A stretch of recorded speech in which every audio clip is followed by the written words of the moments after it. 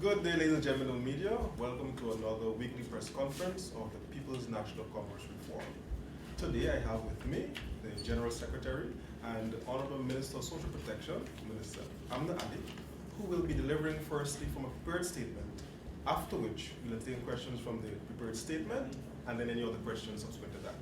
I'd like to thank you for being here today and invite Honorable Minister Ali to begin her presentation. Thank you very much, Chair. Ladies and gentlemen of the media, a pleasant good morning to each and every one of you. The PNCR will continue to advocate for a credible list of electors. The People's National Congress Reform remains committed to respecting the independence of the Guyana Elections Commission, GYSM, the laws of our country, and upholding the Constitution of Guyana. The PNCR has always advocated for the holding of credible elections in the shortest possible time. In this regard, we are in agreement with the chairperson of GYSM that the credible list is critical for a fair and free election. The Constitution of the Cooperative Republic of Guyana mandates that, and I quote, the Commission, GYSM, shall exercise general direction and supervision over the registration of electors and administrative conduct of all elections of the members of the National Assembly, unquote. The PNCR respect and recognize that GYSM and only GYSM has that authority.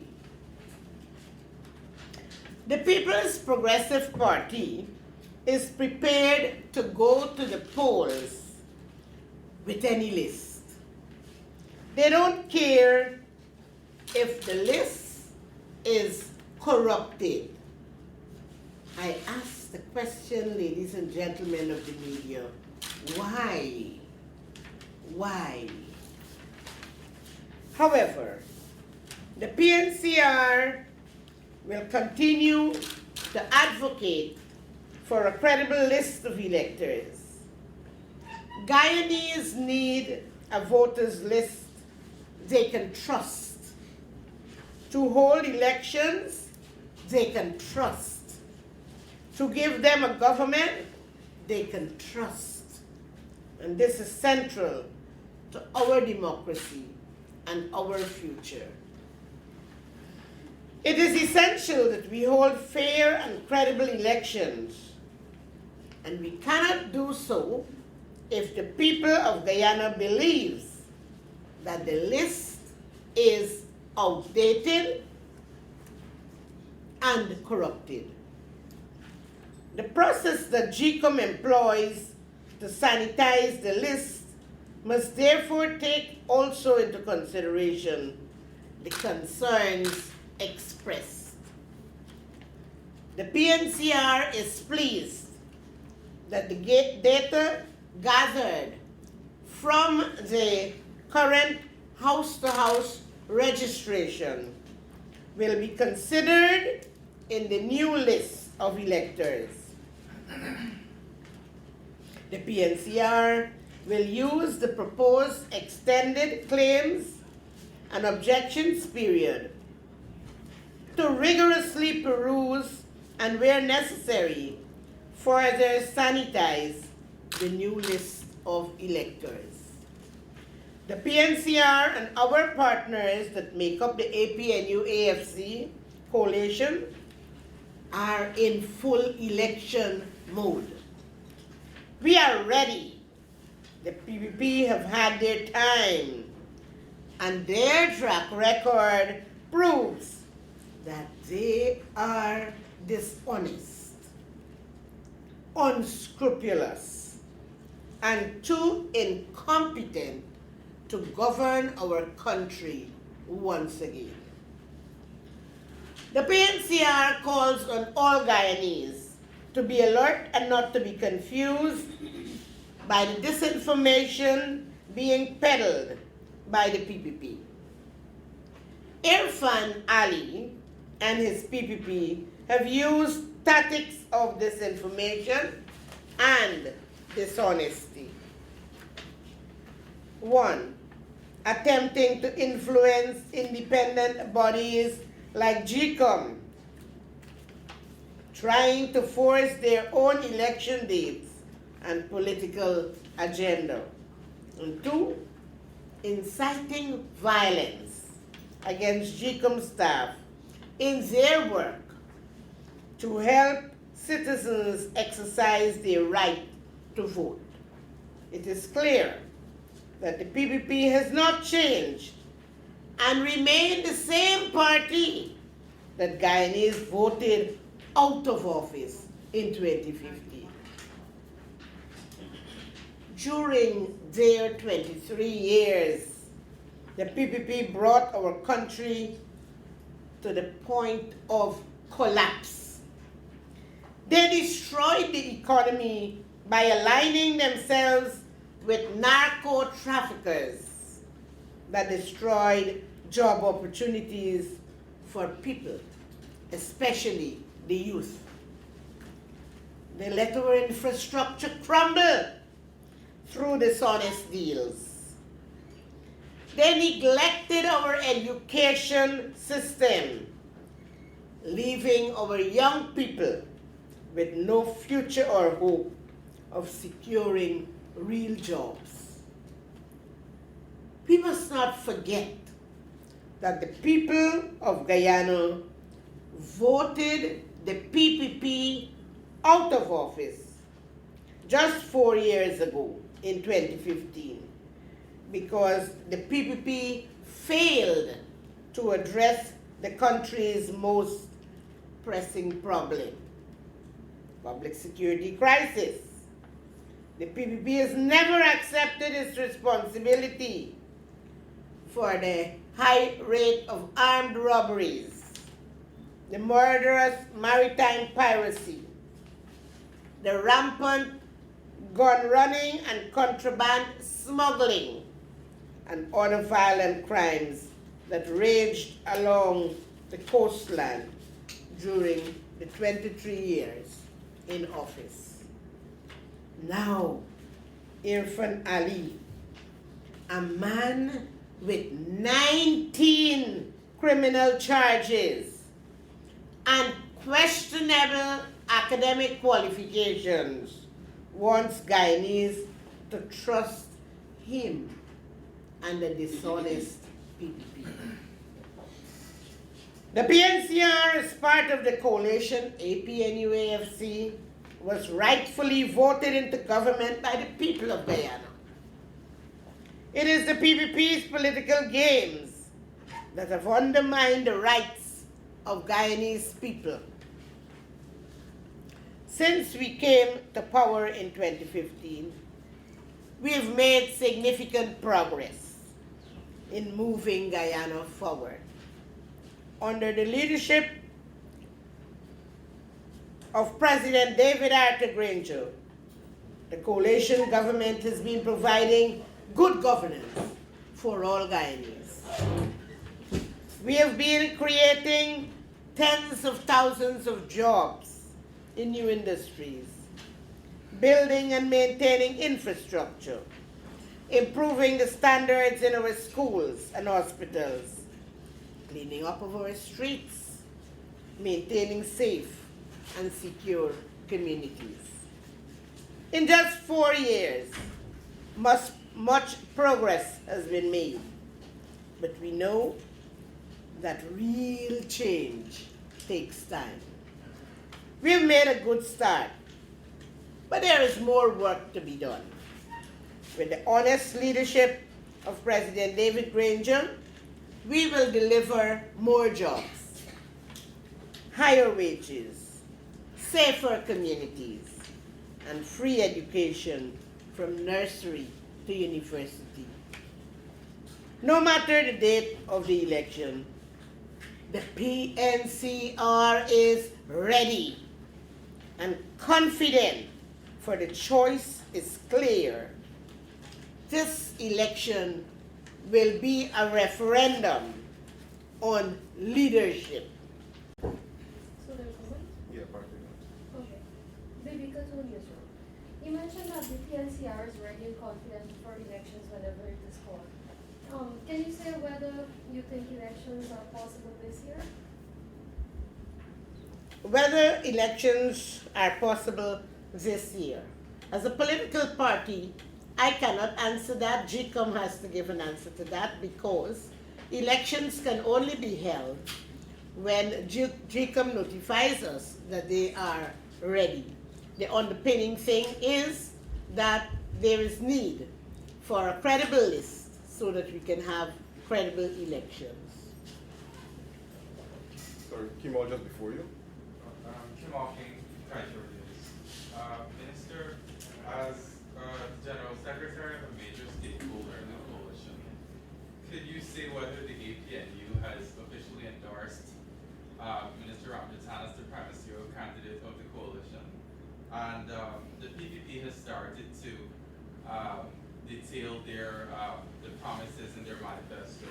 When can we expect the coalition's manifesto?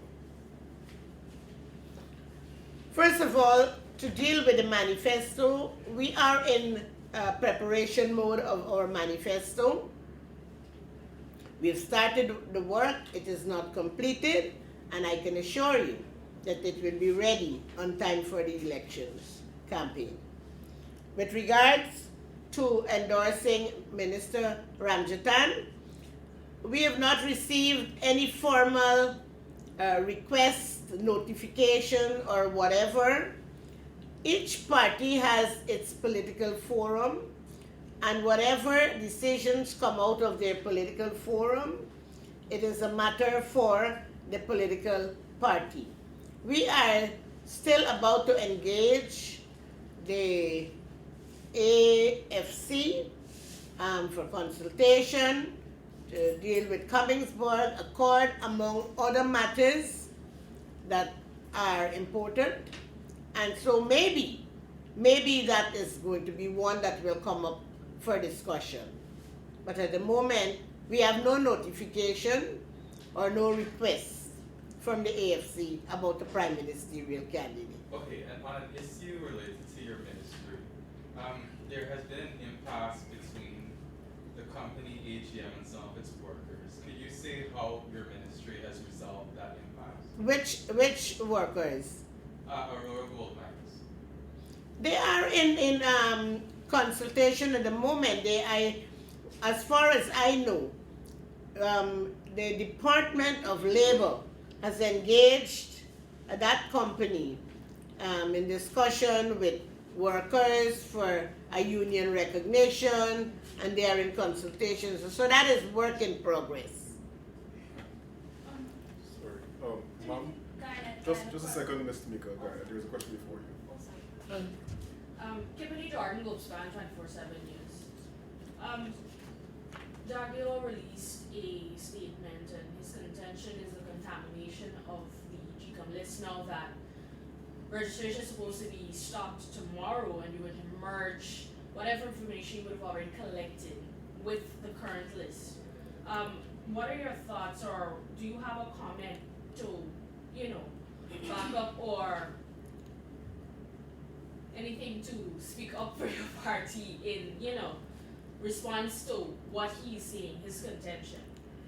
Okay, now, as a leader of the opposition, Barrett Jaguar makes loose statements at all times.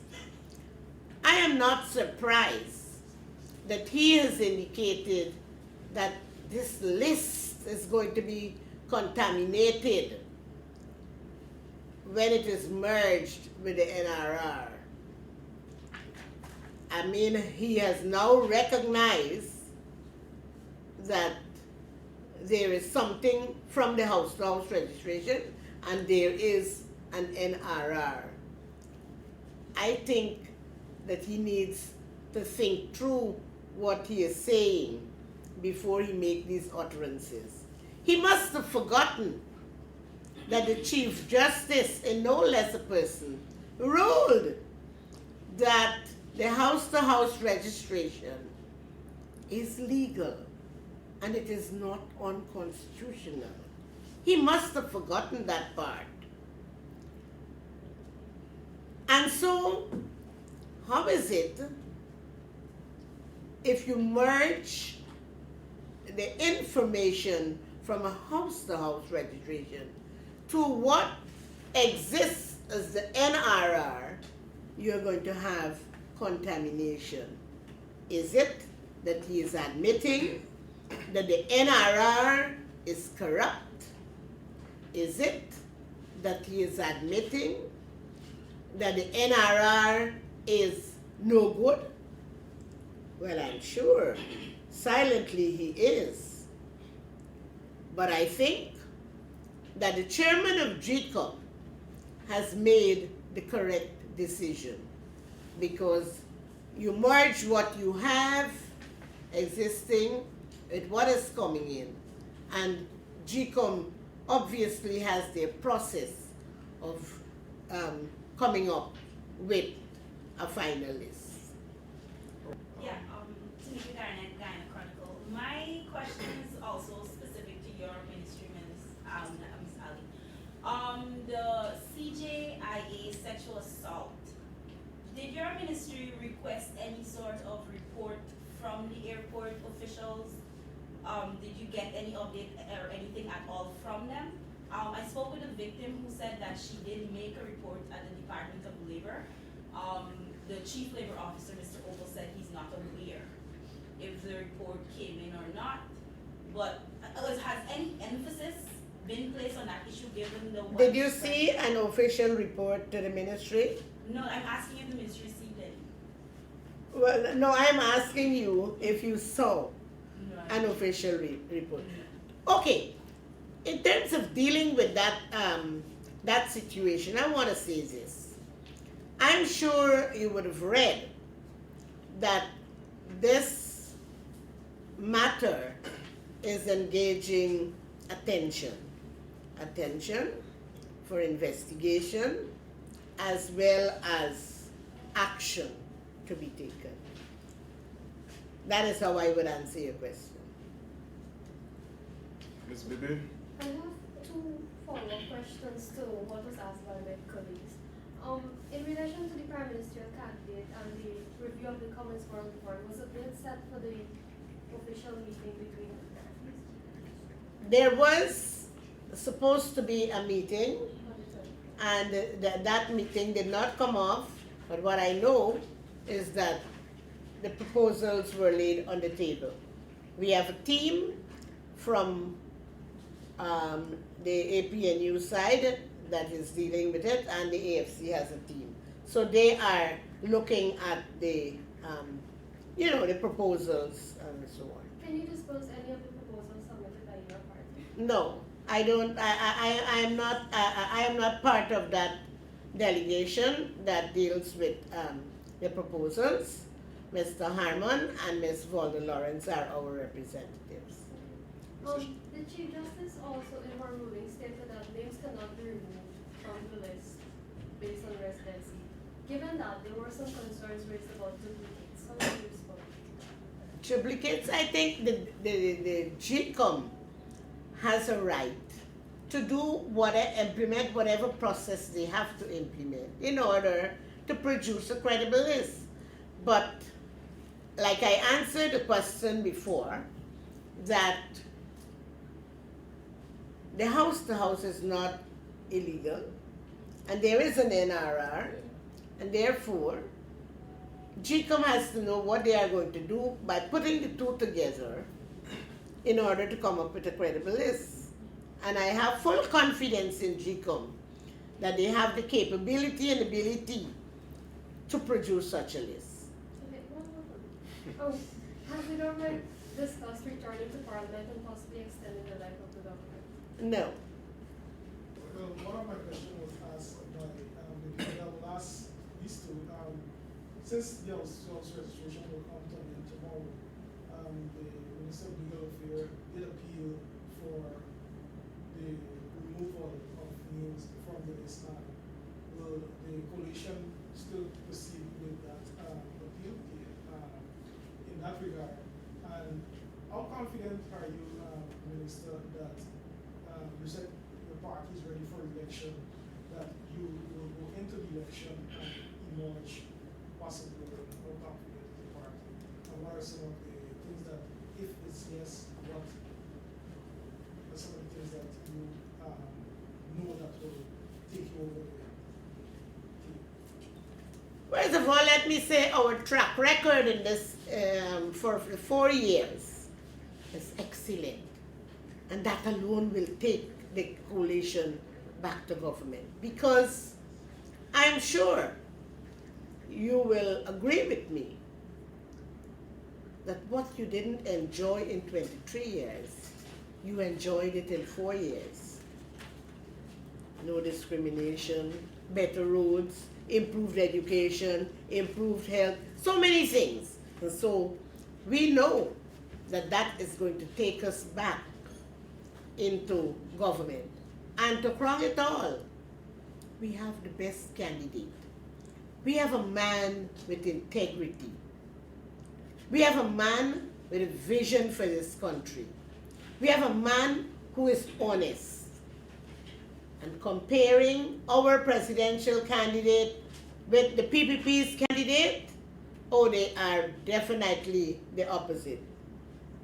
We don't have, our presidential candidate doesn't have reason to fake any qualification, has never been dishonest.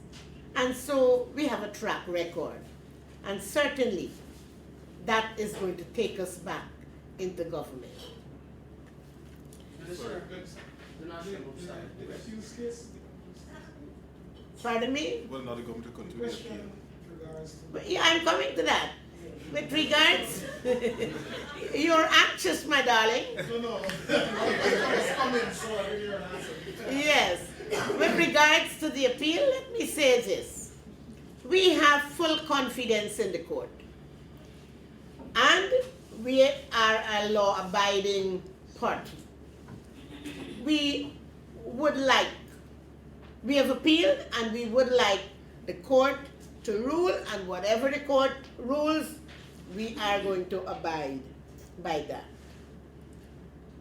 We believe that the current house-to-house registration with the extended claims and objection will eventually produce a credible list. You know, there are many, let me divert a little bit to say to you that there are some people out there who are worried that if they don't catch the registration by tomorrow, they have great difficulty.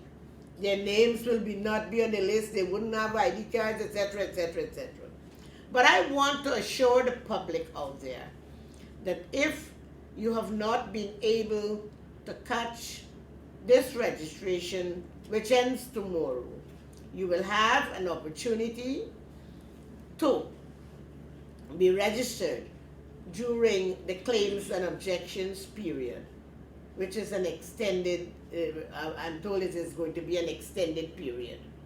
And so I want all to be alerted who have not been registered to ensure that they get them their source documents so that they can make it easy for themselves and for GCOM after the 31st, if they are not registered, during the CNO, to make sure that they get their names on the list. Minister, just indulge me. One of the opposition leader yesterday, the opposition leader yesterday came up with a figure that the new registrant will amount to a total like 2,000, and so that will be easy for the claims and objection period to be very short. Is that figure realistic? 2,000? 2,000 what? 2,000 new registrants. I think the minister answered similarly a question like that in referencing, statements of the opposition leader and whether or not they're thought through. So I think that answer can also satisfy this figure. Could I ask Mr. Duncan, please, to answer this question? Just no. Minister Dr. Nighty News.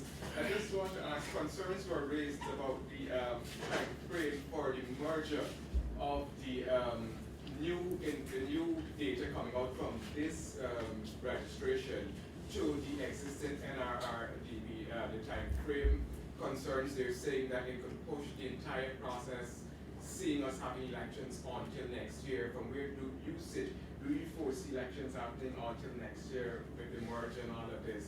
And my other two questions quickly, that center in Sophia, that center whereby we should be having, that center for persons who are Your child and family center? Yeah, that center there. Can you tell us when are we going to see the opening of that center? And for the mother who lost her 2 children in that Hatfield Street fire, can you tell us what has been done so far for that mother? Okay. Now, with regards to elections this year, I said earlier, I cannot answer that. GYSM has to state their readiness, and they are the ones. GYSM is an independent agency, you know. We can't influence GYSM. They have timelines and all sorts of things that they have to implement in order to have elections. We wouldn't want to know that we go to elections and we have turmoil, we have problems. We want an election that will be free of contradictions. And so we have confidence in that body, in GYSM, that whatever they do, and whenever they signal that they can hold elections, it will be held. As I'm saying, if GYSM says tomorrow, hello, we are ready. We are ready to continue this government. Minister, how do we foresee any turmoil happening again? I am saying that if people are not satisfied with the elections, with if it is not conducted in a proper way, if they are not happy with the list, the opposition is already citing that they are not happy with the decision and they are afraid of it. You don't know, they might cause they're competent of doing many things. Looking at housing, we are taking care of them. The Child and Family Friendly Center is going to be opened within the last week and early October. It is nearing completion. Actually, the outer building is completed, but there are some fineries that has to be done to make it habitable and safe. And so the opening is going to be probably by the end of September, early October. The National Startup News. Your party has been staunchly advocating for a new list of electors, which can only be gathered through a fully run house-to-house process. But now with the premature ending of house-to-house and the merging of the list, we go back to refreshing and updating the old list, which is something your party was against before. So could you tell me how come you're supporting this process now? Look, I don't want you to put words in my mouth that we said about refreshing any list. We advocated for house-to-house registration because we believe that the list was contaminated. And I can tell you examples because I'm a lady in the fields, how the list was contaminated. All kinds of skullduggery. And the only way to sanitize, listen to my words, to sanitize the list, we believe, is house-to-house registration. But like anything else, we respect our Constitution, we respect the courts, we are law-abiding citizens, and so we go with the flow. And if GYSM determines that this is the way to go to produce a credible list, so be it. We go with it. We never told you about refreshing anything. The only time I get refreshed is when I have a bath.